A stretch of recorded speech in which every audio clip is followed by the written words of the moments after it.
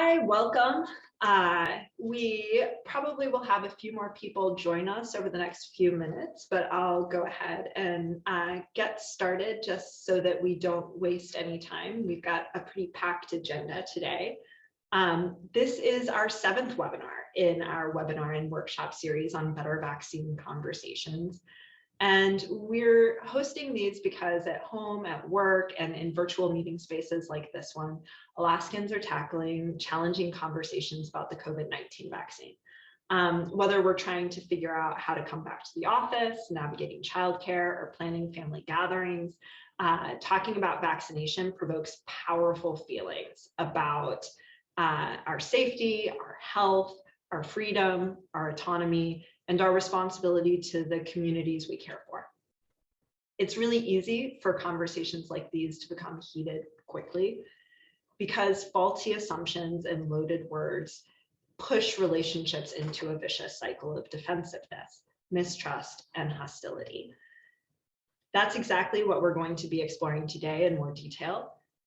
We're going to be talking specifically about why these conversations tend to go so wrong in the context of childcare, and we'll talk about specific tips for navigating these when talking about the COVID vaccine in childcare conversations.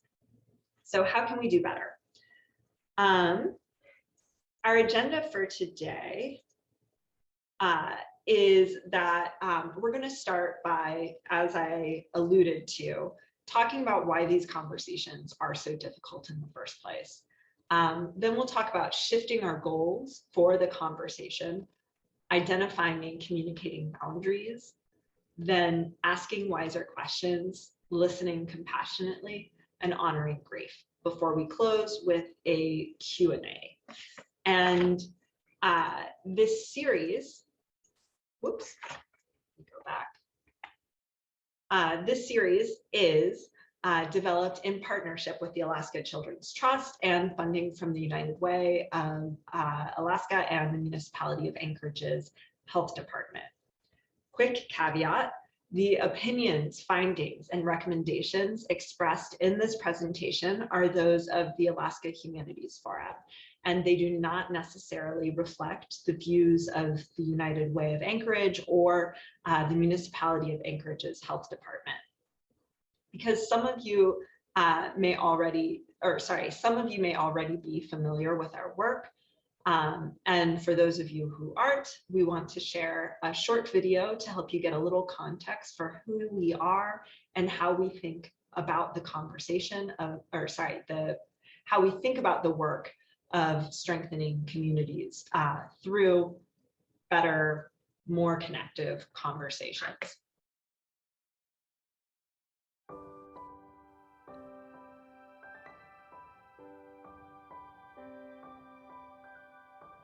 The world is so fast-paced now that there's not a lot of space to just sit and actually listen. The problems that we face aren't simple. They're layered, they're nuanced. We get into silos of people who think like us. And that's what we often ignore. We try to solve problems in a technical way. We try to work around humans and tackle really complex issues. But at the heart of the issue and at the heart of the solution is people. One of the ways that we can build community is through stories. And at the Humanities Forum, what we do with those stories is we use them as our tool. The tool to connect people, a tool to bridge differences. If you really want to strengthen communities, you have to tackle relationships. We play the role of convening, creating that space. A place where people and ideas could come together. To talk about and work on the issues that are most important in our community. Conversations that are actually thought-provoking and that matter. Imagine if we could work through those things. The value is bringing such diversity together. We share values or views of the world. If you step away from what you think you're supposed to say in a conversation, you just can't help but have your ideas be influenced and informed by other people's ideas.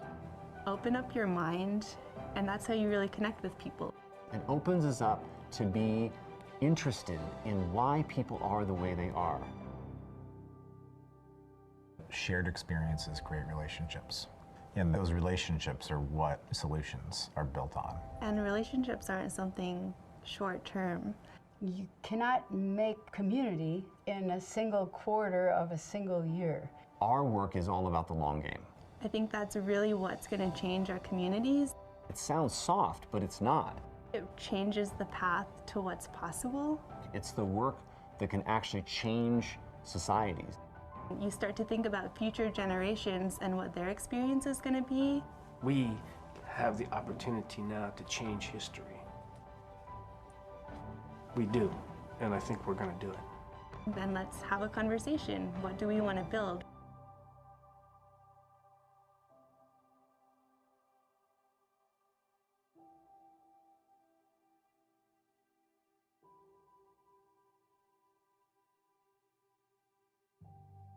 So my name is Megan Cassiola. I'm the Vice President of Programs at the Forum, and I'm here with my colleague, Odd Plez, who's the workshop coordinator and whose emails you've likely received in order to access this presentation. We had another staff member, Kelly Forster, our education program manager, who's going to join us as a parent who is actively navigating childcare conversations all the time right now. But I guess ironically, her son is sick today, and so she won't be able to make it. But we have discussed the presentation, and I'll share some of her thoughts and insights along the way.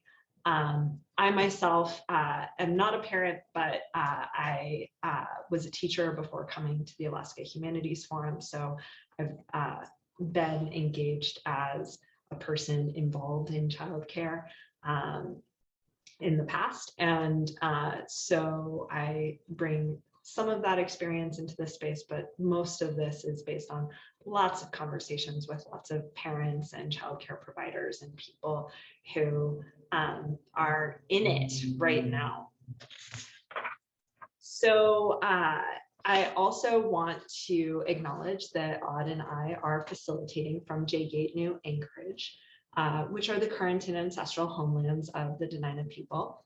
The image here is a photo of Grandma Olga it's a sculpture, the Grandma Olga sculpture at the Small Boat Harbor, which is just a hop, skip, and a jump from our offices at the train station in Anchorage.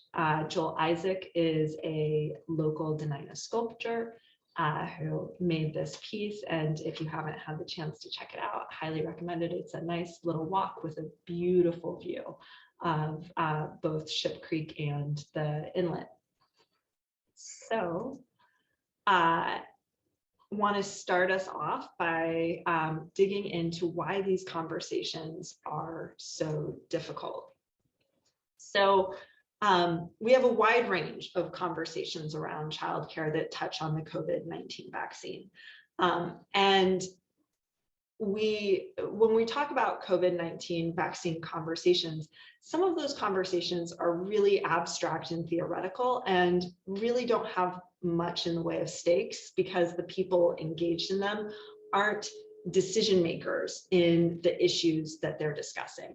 And so an example of something like that in the context of childcare is two vaccinated parents who are arguing about the vaccine mandate for employees at their child's private school. They're both vaccinated. They know that their childcare providers are going to be vaccinated as well. They just disagree over the decision to have a organizational mandate over it. This is a conversation that might be difficult, but it's pretty abstract and out of the context of real decision making. The reality is, though, that most of our childcare conversations happen because we have to make really concrete decisions, and a lot of those decisions are extremely high stakes. And so to give you a sense of sort of the spectrum of conversations we might have, an organization might be deciding whether to require the youth in their programs to be vaccinated in order to participate in the programming. So there's a real concrete decision being made about that decision, and whether they feel like they can keep youth safe in the context of that decision, and whether they feel like they can still be inclusive in their programming given that decision. Another example is a family arguing about whether to allow their children or their child to participate in a summer program that requires vaccination for participation. Again, you in that context have a real concrete decision to be made here. And if the parents are hesitant to have their child vaccinated at this point, that could be a difficult decision between participating in something the child really cares about and gets a lot of meaning from, versus getting vaccinated when the parents may not feel ready, may not feel like they are certain that it's a safe and healthy choice for their child to make. And then high stakes decision making, these are all somewhat high stakes, but the highest stake example that I could come up with off the top of my head is divorced parents who are disagreeing over whether their 6-year-old child should be vaccinated. Both may be arguing from the vantage point of really trying to advocate for what they believe is in the best interest of the child's health, and yet they come to different conclusions about what that best interest, like what is in that best interest. And they're having to make the decision together. And one of them is going to be very, very upset with the decision that is made here. It would be hard to compromise in a case like this. The higher the stakes in conversations like this, the lower the odds that we're going to actually fundamentally change anyone's position on the issue. And so one of the challenges that happen when we're in conversations around decision making is it's hard to pull ourselves out of a place of trying to persuade the other person to come to the place of agreement on the decision we want to see made. That is a situation where the ideas, when we're trying to persuade someone to our position, and when someone is trying to persuade us to their position, those ideas that that person is putting forward are really threatening to us, and they're threatening to us, they're threatening to our brains in the same way that our brains perceive any sort of real physical imminent threat. And so in many ways, our brain, our amygdala, has trouble distinguishing between the differing threats between like a bear right in front of us and just an idea that we're having to grapple with that is threatening to either our sense of self or threatening to what we want to see happen in the future. And it triggers the same kind of responses in both cases: fight, flee, or freeze. And in the case of conversations, as opposed to, wild animal encounters, fighting means that we end up getting into a really heated, aggressive argument, and we're focused on trying to win. And sometimes we are willing to try to hurt or shame the other person in order to try to win that conversation. But again, we know that the higher the stakes, the lower the odds that we are actually going to win. We go into this argument mode, we go into this fighting mode, but to win the argument, we have to change the other person's mind, and that's unlikely to happen. We also have a tendency in this kind of conversation to flee. So this is almost impossible if the argument is with a person in our family or particularly our significant other. But if it is, for instance, with someone who's a little bit further out in our social circle, a friend or acquaintance, we may just decide we're going to leave the conversation and try to avoid ever coming back to it. And then we freeze. We let the other person push the issue without, challenging them, without sharing that we have a different point of view. We may go silent.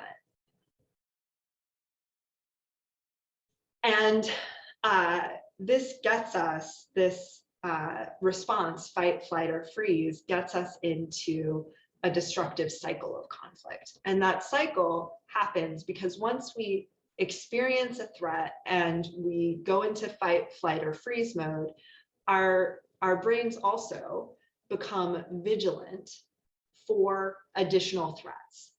And so we're more likely to interpret things that are happening, things that are said, as threatening to us, even when they may have a more innocuous intention behind them, or they may be something where somebody is really genuinely trying to reach out in a generous way.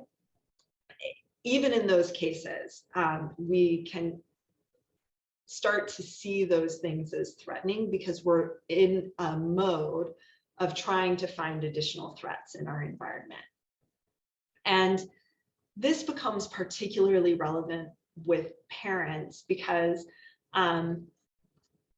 every parent I've ever talked to has talked about just how much judgment they feel in their parenting decisions on a day-to-day basis. And so I think that parents are often already hyper vigilant about judgments that people may pass about their parenting choices and what higher stakes choices are there than healthcare decisions like the COVID-19 vaccine.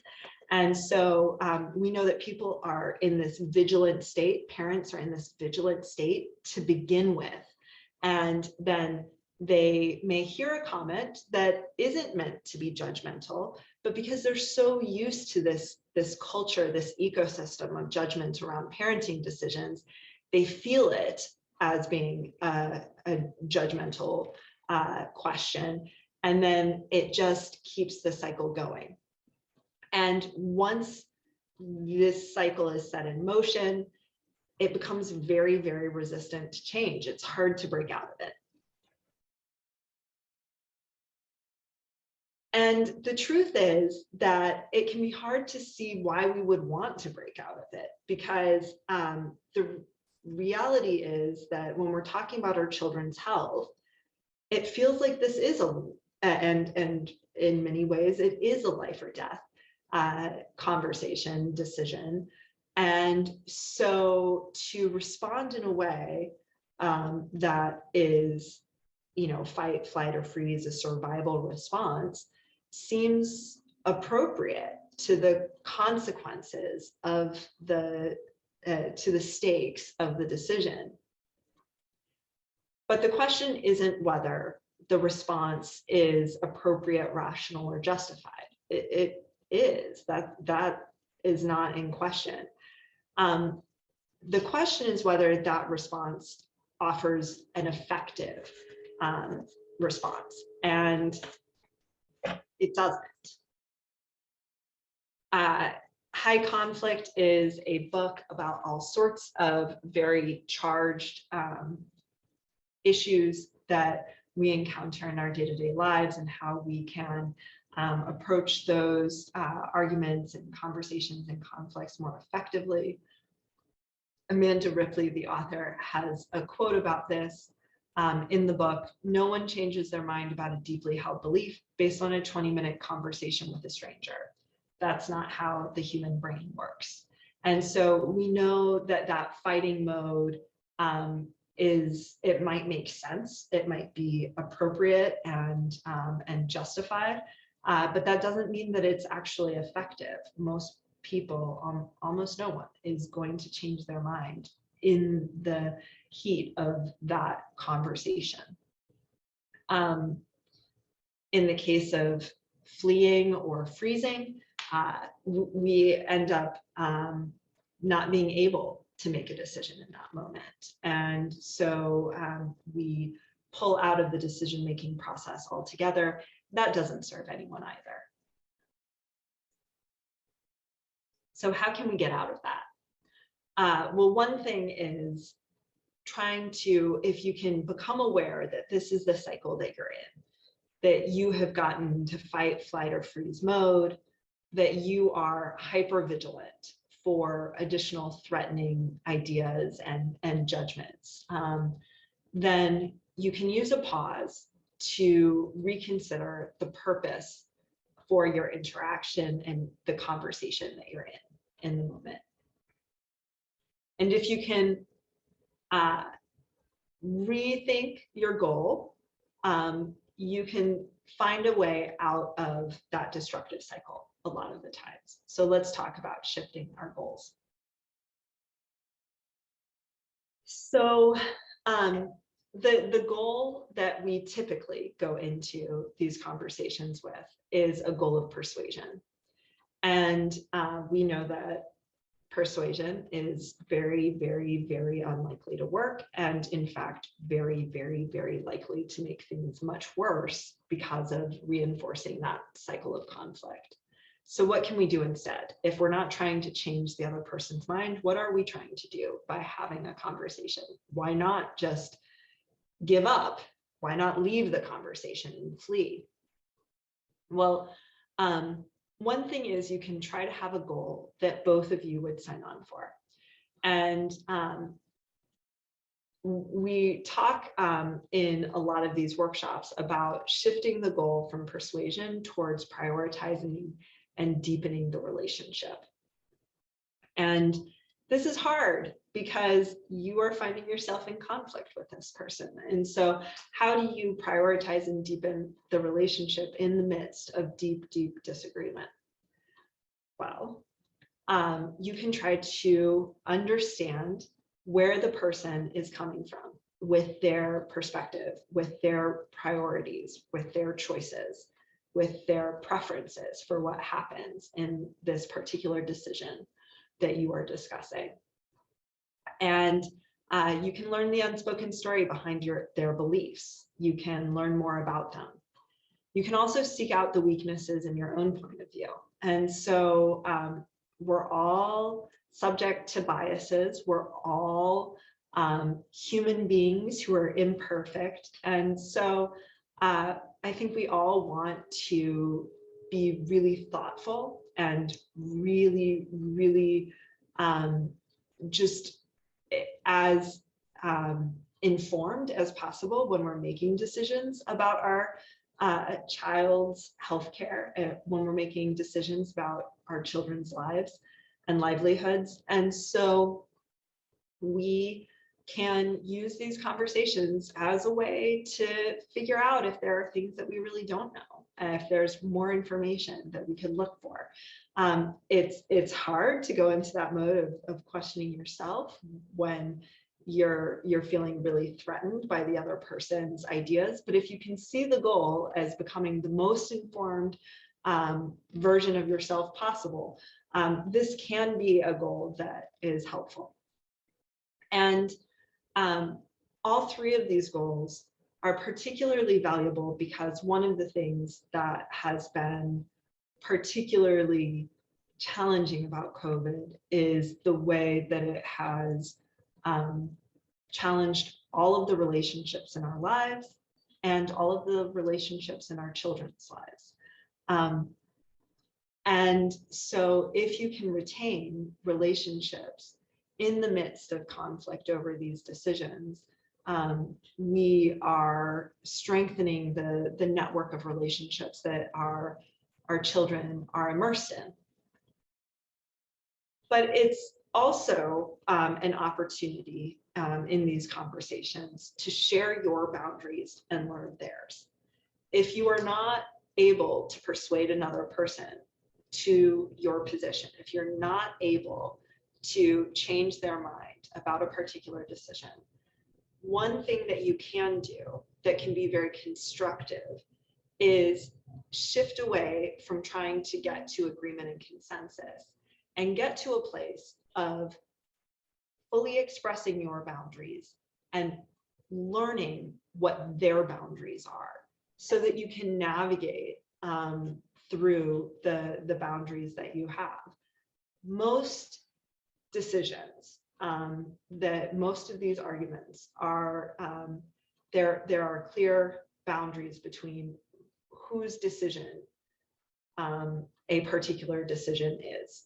The divorced parents one is a particularly extreme one where it's really hard to know who should have the right to make the decision in that particular case. But in most cases, you know, if it's an argument between parents and grandparents, it's typically the parents' choice. And then, you know, the grandparents may have boundaries that the parents don't feel great about, but the parents are making the primary decisions related to their children. So share your boundaries, learn the boundaries of the people that you're talking to.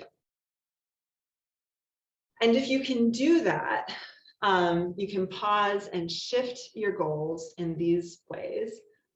You can move out of this fight, flight, freeze cycle and hypervigilance cycle into one where you're having an authentic and deep conversation where you're asking, listening, reflecting, responding, and continuing to stay in this space of seeking understanding, whether it's seeking understanding about where that person's point of view comes from or seeking better understanding of what their boundaries are. So let's talk about identifying and communicating boundaries, because that's a pretty core part of this kind of conversation. So boundaries at the most basic level are just limits that you are setting. It is when you say that you can't say yes to every single request that comes to you. You are a human being with inherent limitations.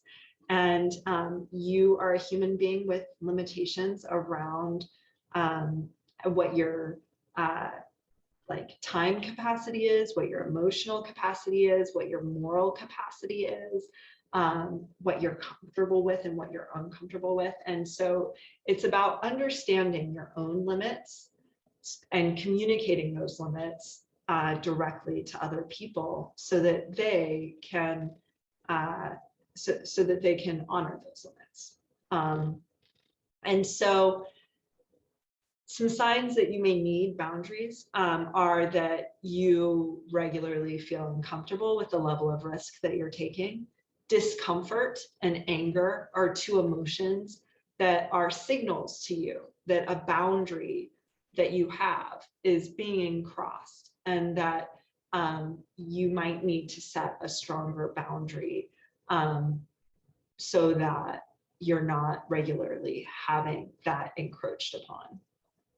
You can, you feel resentment towards other people's requests and expectations. Resentment and anger, again, those are those emotions that help signal there's a boundary that has been crossed or it is regularly being crossed.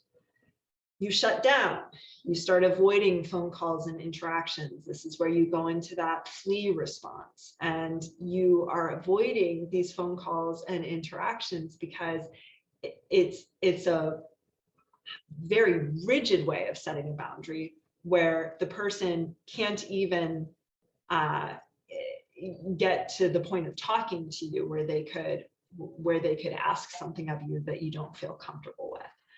So you're setting a boundary, but you're setting it really hard and very rigidly in a way that negatively impacts the relationship. There's no relationship possible when you're not talking to someone.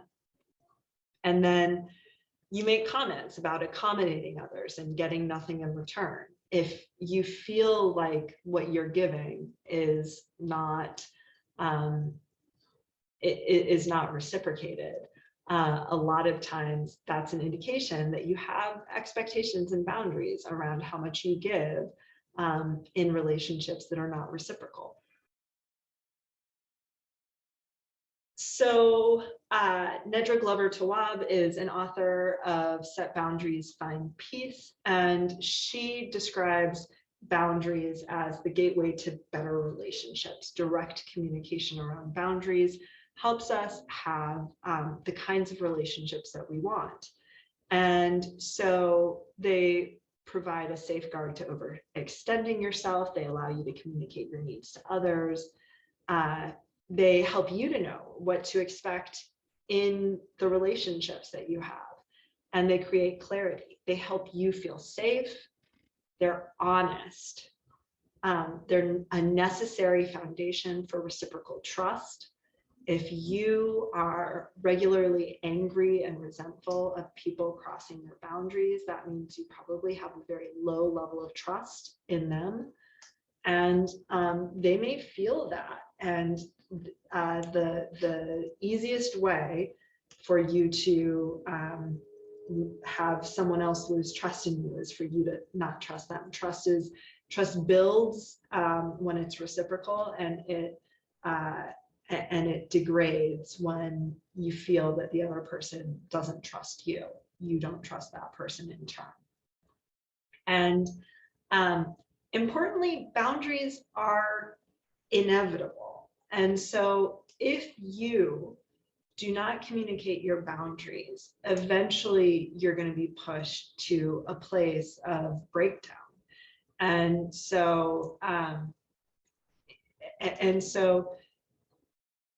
there's going to be a breaking point with boundaries if they're never set at all. And we have boundaries in two primary ways when it comes to vaccine conversations. The first is we have boundaries around our vaccine-related behaviors and choices. And so this means that I might set a boundary that I don't want to travel or I don't want to plan travel with people who are not vaccinated, because I'm concerned that they're going to be more likely to contract the virus and get really ill beforehand. And so I feel like it's too uncertain whether they're going to be able to travel. And so I'm going to set a boundary that I just won't plan something if with a person who's unvaccinated. I may set a boundary that I don't feel ready to get my child vaccinated because of wanting to wait to see more data or something like that. I may want to set boundaries around who my child spends time with based on their vaccine status. Or I also have boundaries around conversational behaviors in conversations around the vaccine. And so a common conversational boundary is that you won't continue a conversation with somebody who is insulting you. If somebody says that this must mean that you're just a jerk who doesn't care about your child or your community, then you say, I'm not going to talk to someone who insults me personally in that way. If you're curious about why I'm making the decisions that I'm making, I'm happy to talk to you about them, but I'd ask you not to insult me while we're having this conversation. So there are conversational behaviors that you can set limitations on as well. And then the other thing just to be aware of is that there's a changing landscape for both of these things. And so our boundaries around vaccine-related behaviors and choices may shift over time. There may be, points where you really are not ready to get a vaccine, or you really want to only be, in places that have fully, like that require a vaccine card, showing a vaccine card or something like that. In either of those cases, that boundary may shift over time. You may feel like, oh, well, the landscape around the pandemic has changed for all sorts of reasons. And so now I feel comfortable with my child getting vaccinated. I wasn't sure before, now I do. And you could shift to a place where, you know, you feel more comfortable with being in spaces that don't require showing a vaccine card. And maybe it's because there's lower case counts, or maybe it's because of something else entirely. But you can, I say this because boundaries are not something that you set once and done. You're constantly negotiating and reconsidering your boundaries as life progresses. Same thing with conversational behaviors. You may not have the energy or the space to have conversations around the vaccine with people you know disagree with you. And then you may be later in a space where you're ready to talk to people about it, where you are ready to say, okay, I am now in a place emotionally where I can listen to your point of view and I'm ready to hear it. That you may not have had that emotional energy before, and so your boundary can shift. And there are 3 levels of boundaries. Porous boundaries means that you really don't, like if you set a boundary, you let somebody walk all over that boundary and push your boundary all the time. You try to say no, but the person pushes back and you go, oh, okay. This is where people tend to feel resentment and anger. On the other side of the spectrum are rigid boundaries. And rigid boundaries is, those tend to be a reactive response to feeling taken advantage of with porous boundaries. And so you swing all the way to the other direction and you have a really, really rigid boundary that may not change even as the landscape changes. And so an example of this would be, you know, somebody who, for instance, had a really rigid boundary around leaving groceries in their garage, to quarantine groceries for, you know, several days before they would bring them into their house. You know, data later came out that is not particularly relevant to protecting against COVID, but they you know, have been doing it, and it makes them feel safe. And even with the new information, they keep that boundary and they don't even consider changing it. In the case of rigid boundaries with relationships, a lot of times that means that you cut off the relationship altogether. You cut off talking to somebody, and the boundary is so rigid that there's no opportunity to have a relationship at all. Healthy boundaries are boundaries that are responsive to the conditions that are surrounding us, to new information, but they're also honest about what we're really comfortable with and what we're not, and they're firm about that comfort level. And importantly, you set boundaries around your own behaviors. You describe your needs and your expectations to other people, but you can't control their choices. And this is hard because, yeah, their choices, a lot of times, particularly when you're in relationship with somebody, their choices affect you. And so part of the process with boundaries is accepting what is under your control and what isn't under your control, and navigating that space. This other person can't control your boundaries either. And that probably, particularly if you set them in ways that they wouldn't, that probably upsets them. And so we have to learn to navigate this space where we're unique individuals with different needs and expectations, and how do we how do we stay in relationship in spite of that? And that means that boundaries collide. And so, for instance, you may have a need or an expectation that another person needs to be vaccinated to feel safe for the person caring for your kids. And so describing that boundary would be, I need you to be vaccinated to feel safe with you caring for my kids, right? They may have a need or expectation that they get to choose for themselves. And so they say, I need to be able to choose for myself whether to get vaccinated, and it doesn't feel safe to me yet.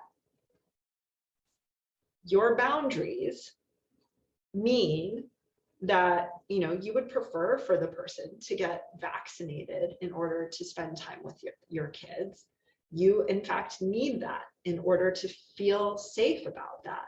They need to feel safe about their bodily choices. And so that means that they won't get to care for your kids. And that may be a difficult reality to confront for both of you. Another example would be that you might have a limit. We cannot visit with you in person if you're unvaccinated. And they might feel like, I will not get vaccinated until I feel it is safe. And so again, the visit isn't happening. The reality is, given both persons' needs, both people's comfort levels, a visit can't happen. And there might be a lot of grief associated with the fact that this visit can't happen. That grief is likely to be experienced on both sides. One person feels really sad that you have such a strong need for them to be vaccinated, but they're not willing to vaccinate themselves because they don't feel safe doing that. You may be really frustrated that you feel like, well, they should feel comfortable getting vaccinated. Regardless of how you feel they should feel, they feel a different way. So these boundaries collide, and we need to navigate this space. So the reasons we don't already have healthy boundaries is, you know, there are myriad reasons, but we might feel like they're the person that needs to change, not me. And, you know, they probably feel the same way about you. You might say that you tried to set a boundary, but it didn't work. That's a classic case of a porous boundary. If it didn't work, it's not a strong enough boundary. You know, you may need to pull away even further from that relationship if they keep crossing the boundary. If there's no consequence to the relationship to crossing the boundary, then there's the boundary isn't a real boundary. It's a theoretical boundary. You might be concerned that they're going to get angry. You might feel selfish or guilty, or you might worry that you're just not going to be able to communicate your boundary well. You'll say it in the wrong way and cause miscommunication. So how do you do it in spite of those challenges? The first thing is that you have to be direct.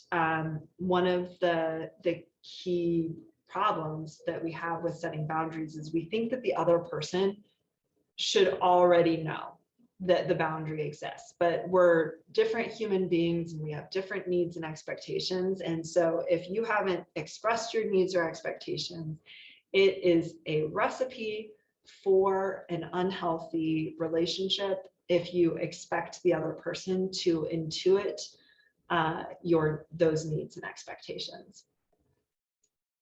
You focus, when you're communicating your boundary, focus on your comfort level rather than right or wrong. You may think that it is immoral for another set of parents to have their child vaccinated, or it might be that you believe that it is immoral for another parent not to get their child vaccinated. Either way, you are going to cause those parents to shut down if you set your boundary by saying that like your choice versus their choice is moral, or that their choice is immoral or foolish. So the difference is saying like, I just don't feel comfortable, I just don't feel safe with my child visiting your child while your child is unvaccinated, or I just don't feel safe having my child get vaccinated at this point in time. I just don't feel comfortable with it yet. Don't get into what's right or wrong or moral or immoral. And it can be helpful to use the formula of I feel blank when you, and then use a neutral description.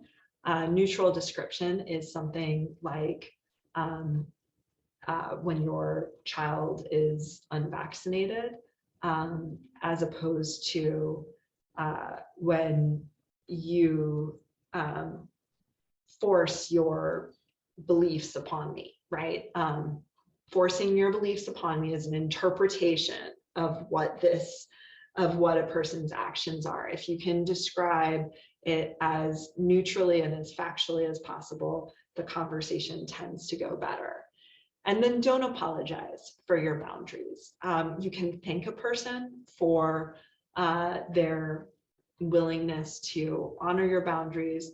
You can appreciate their listening to your boundaries, but don't apologize for them. Clarity is kind. There's no need to apologize. You can express your grief that, there are certain losses or sacrifices associated with the boundary. It makes me really sad that we can't see each other right now, and I'm really looking forward to the point where we can see each other. That doesn't mean that you're sorry. Your boundary is an important thing to keep, and don't be sorry for it. You can be sad without being sorry. So a few example boundaries. Thank you for the invitation, but I'm uncomfortable with you babysitting the kids until you're vaccinated. Could be a conversation you're having with an aunt or an uncle, right? That's a boundary around a vaccine related behavior. A boundary around a conversation related behavior is you can disagree with me without being mean or rude. I'm not going to continue this conversation if you're being mean and rude. And the hardest part about boundary setting is the aftermath. And there's a lot of times there's discomfort associated with honoring our discomfort, right? So I may feel really, really uncomfortable with my child visiting or being babysat by an unvaccinated relative. And yet, I also feel really uncomfortable with my child not spending time or getting to see that relative. We can't solve these tensions, these trade-offs that we're having to navigate through these difficult times, but we can honor the real emotions that we experience as a result of these tensions. And so grief, sadness, guilt, self-doubt, these are things that are just worth acknowledging. And as you make the decisions, you are not making a decision that is necessarily, and expressing your boundary isn't necessarily going to make you feel great, but hopefully it makes you more aware, more intentional, rather than just reactive to negative emotions. You also may experience a negative response from the people that you're expressing your boundaries to. They might push back, they might rationalize, they might ignore or test you, they might cut you off or give you the silent treatment. And that hurts. All of those things hurt when you've done the difficult work of expressing a boundary. And yet, healthy relationships require that you not give in to these challenges, but that you honor, again, that you were doing what was right for you, and that this person is now dealing with some difficult emotions that are coming out in unpleasant ways, but that they've got to deal with those themselves. It's not for you to fix them. And same book, Set Boundaries, Find Peace. Ridding yourself of guilt is saying you want to rid yourself of emotions.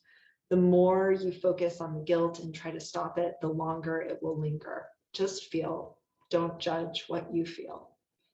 So we're trying not to judge one another, and we're trying not to judge ourselves on these in these moments. And I know we're getting tight on time, so I'll go through this really quickly. The boundaries part is the most important part because we're talking about decision-making conversations. But once you've expressed your boundaries, once you have once you've learned the boundaries of the other person, we want to ask wise questions to continue to prioritize the relationship in the face of these conversations. The reason our questions tend to pull us back into that destructive cycle is because our questions tend to have a purpose of making a point or shaming a person or challenging another person. If we actually are in a conversation where we think that we might agree with someone, we may assume that we agree with them and actually seek emotional validation and find specific common ground in ways that make them feel uncomfortable to share with you, ooh, actually they have a different perspective than you're assuming. And so your questions can end up dismissing the other person unintentionally. So you can ask these questions with these negative or these oppositional intentions, or these intentions that have deep assumptions underneath them, and they tend to push us back into a negative cycle of disagreement. One of the things that I say is whoever's this book, I never thought of it that way, says that I love is whoever is underrepresented in your life will be overrepresented in your imagination. This is when we make assumptions about the other person and what they believe, we fill in the blanks for them, and we end up not being able to ask good questions because we've imagined all of these realities for this other person because they believe X, because they've made this choice to vaccinate or not vaccinate. We believe we understand their full story. We have imagined that story. And so to counter that assumption, we need to get curious. And good questions have three principles behind them. One of them is that curiosity is a choice. We can choose to be curious even when we're not naturally curious. We have better questions when we really believe we don't know the answer. And so when we can push away the person we've imagined is in front of us, and we can get curious about who that person really is, we'll naturally find questions more readily that let us get there. And then powerful questions demand generous listening. Good questions in these contexts have an intention that is curious. So we're looking to understand other people's beliefs or to see the other person as they see themselves. We're trying to draw out and explore subtle distinctions in belief, to learn new things, to challenge your own assumptions, and to understand the other person's boundaries as well. So if your questions are coming from these intentions, they will tend to keep the conversation in a more constructive cycle rather than that destructive cycle of conflict. And I have a whole bunch of examples, which if you're watching this now, we'll get the slides to you after the presentation. And if you're watching this on YouTube, you can pause it and look at it in detail, but I won't linger on this slide. One of the difficulties with curiosity with these questions is that sometimes questions that come from a place of curiosity and questions that come from a place of point making, they look exactly the same. And the difference is the trust in the person's genuine intention and the tone of authenticity that comes with them. And so if you ask, like, wait, where did you hear that? Because you're interested in learning and kind of expanding the sources that you're using to make your decisions, it sounds differently than if you are actually trying to make a point that someone's sources are invalid or that they don't have sources. Like, wait, where did you hear that? Like, do you have something to back that up? That is going to come across differently. And so again, that hypervigilance that we were talking about, that fear of judgment as well, that can lead us, even when it's a genuine curiosity, to hear it as an attempt to be making a point. And so one of the things to just be aware of is that trust building is a long-term project. And if someone misinterprets your intentions, you can just do your best to try to reassure them that you really are curious. But if they aren't, like, maybe you need to pause, give them space, and come back to the conversation, try to build trust again. Lots of thoughts on listening compassionately. I'll go through them super quick. Shift your goals. We already talked about that. We need to use, we think at over 400 words per second, or sorry, per minute, over 400 words per minute, and we talk at 125 words per minute. If we use that extra processing space to think about a person's motivations and their unmet needs, or what we don't know in the conversation that we haven't heard yet, or identify our confusion, it can help us to stay engaged in what the person is saying and actively processing that rather than thinking our own thoughts and getting distracted. Use that to notice and check assumptions, because assumptions are like earplugs. We imagine a story for a person rather than hearing their actual story. So check your assumptions as you're listening. Try to notice where you're making an assumption along the way. You can practice this when you're reading or watching TV and you hear people. Try to notice, like, what are you assuming about them that may or may not be true, that you don't have enough information to know yet. Looping is a very basic form of making your listening visible to the other person or audible to the other person. So you listen to understand, you actually share your understanding with the other person, observe their response, maybe listen to their response depending, and then polish your understanding if it seems like you're not getting it quite yet. That process is remarkable for helping you to really understand where the other person is coming from, and to, again, it's part of questioning that assumption. One of those assumptions being that you actually heard and understood what the person was saying effectively. And then 5, neither listening nor empathizing is an endorsement. So just because you listen to the other person's perspective, just because you spend time listening to an unvaccinated parent sharing their perspective, doesn't mean that you are implicitly indicating that that person's choices are okay, or the other way around.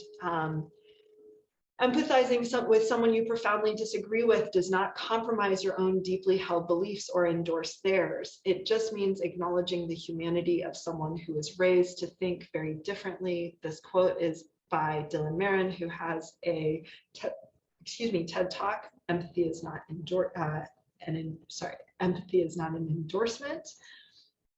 And just because you listen and so forth doesn't mean that you are not sharing what you believe too. Just don't push it. Don't try to persuade the other person. You can say, oh, that's interesting. I disagree with that. Tell me more about what you believe.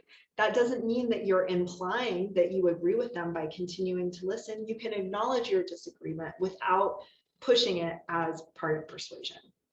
And then finally, just really quickly, a lot of why these conversations are so difficult is not just because we disagree, it's also because there's a lot of implicit grief associated with the consequences of our disagreement. We don't get to spend time with people that we deeply care about. We are losing our opportunity to strengthen relationships that we wouldn't otherwise get to have. And part of this is that the losses are ambiguous. You may not know whether you'll ever be able to spend time with a friend again. You may not know whether you'll regain a relationship that feels like it is getting distant as a result of disagreements over the pandemic. You may be concerned that your child is losing relationships that are important to them.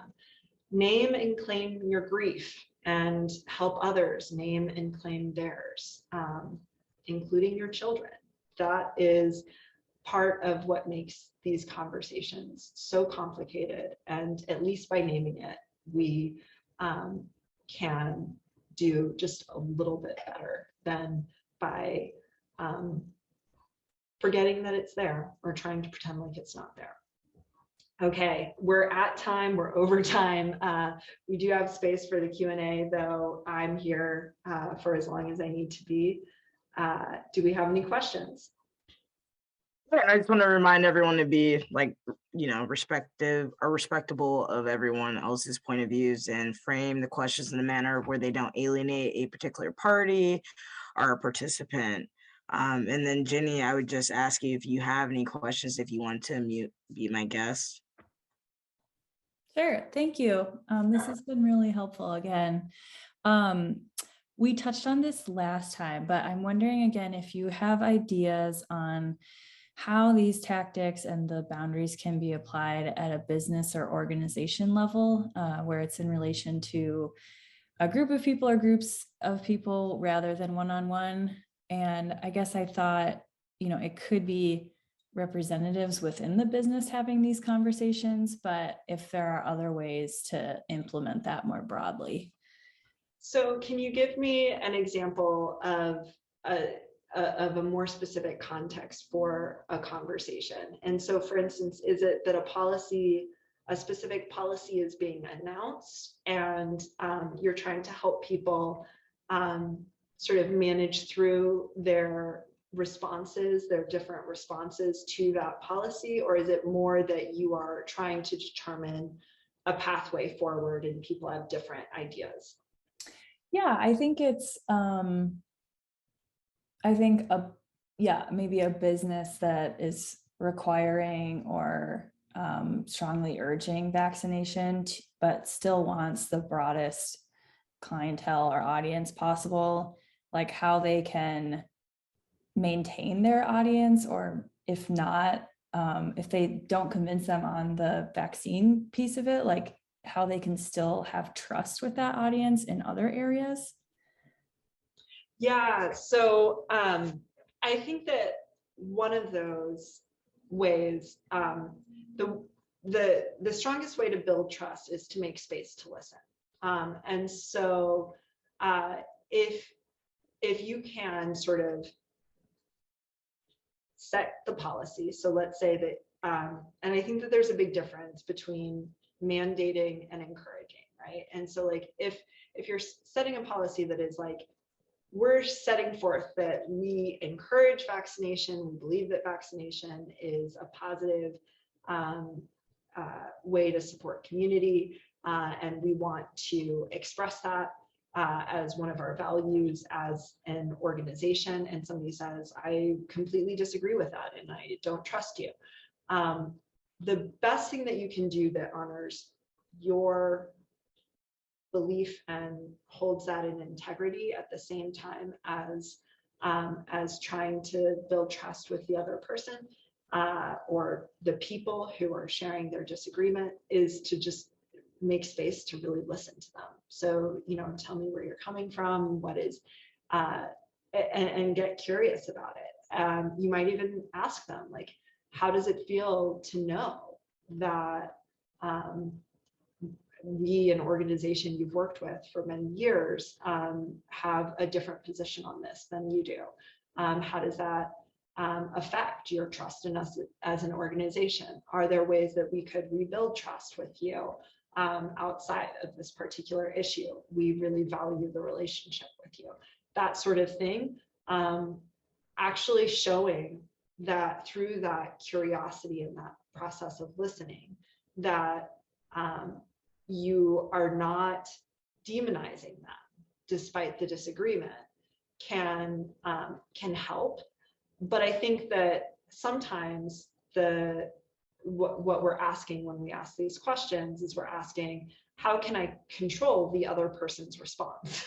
And you can't. You can do your best, but if a person is going to distrust you, and they're really dead set on that, then there's not much you can do. So I think that one of the phrases my aunt says is like, keep your side of the street clean.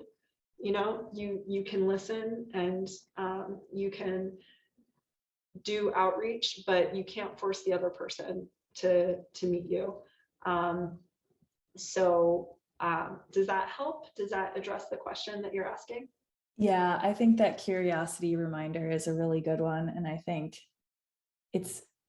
organizations can do it better. I mean, even starting those conversations on like social media or something and inviting people to come to them, if they're willing, makes a lot of sense.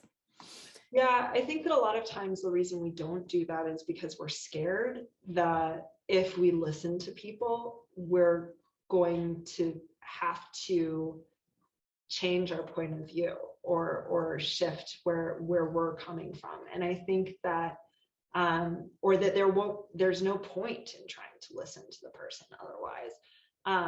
But I think that's I don't think that that's true. I think that there's a lot that we can learn from listening to people who we deeply disagree with. And I think that it does help to just in a very concrete way demonstrate that you're not demonizing them. And otherwise that assumption can be there, that somewhere in some back office, people are laughing at or making fun of or insulting people who have these other points of view. And listening to the other points of view is a good way of showing that that's not actually the way that you feel or what's happening. Jenny, thank you for your question. I don't want to put you on the spot and see if you have another one, because I do feel like you and Megan had a good banter. Thank you. No, I think that's it. This gives me lots to think about. I appreciate these so much. Cool. Thank you so much, Jenny, for attending. Megan, thank you for facilitating. Once again, if you are on YouTube, please just take a moment to fill out the survey that we have within the bio, and then also go back and watch the remainder of the webinar, starting with number 1 through 7, which will be available. So, Jenny, thank you for making time and space for attending today. Have a good day.